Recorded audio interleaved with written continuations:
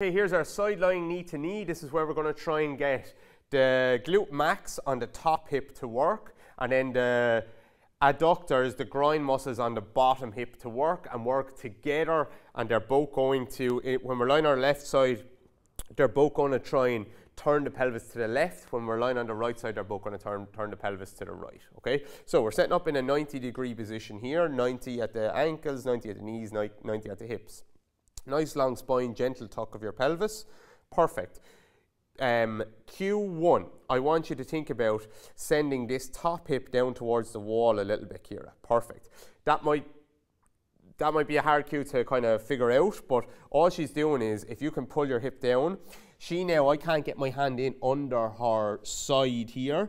Then she sends this pelvis down towards the wall here, and now I can get my hand in underneath her side just a little bit. There's a little mouse hole going under there. Okay, so one more time, let that drop, and then drop it down towards the wall. Mouse hole underneath your side, keep that all of the time. So that's Q1.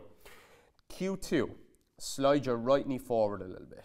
Perfect. Your feet are super glued. Perfect. So we've mouse hole, we've right knee forward of left.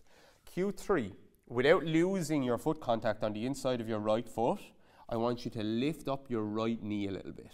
Perfect, just about there. So now in this position, that should be like a glute max feeling. This glute is actually has done that a little bit, okay? So let that come back down again.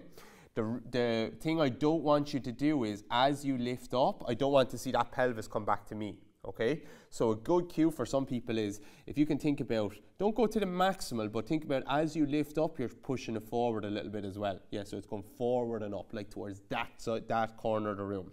There's our glute max, okay? So lift that and hold it. Perfect. That is not a loud move now, okay? Then what the challenging part of this is, you're going to try and lift this bottom knee up to touch the inside of this thigh. Okay, so when you're ready, your left knee is going to lift and it's going to try and touch. And now you should feel your inner thigh on your left side. Perfect. So every time, what I'm going to ask you to do is, as you try and lift this left, try and think about pushing your right knee forward and then lift your left knee up. Good. You'll feel more of your groin on that side. Good. So this is our side lying knee up to knee. Good. It's very challenging. Yeah? Good.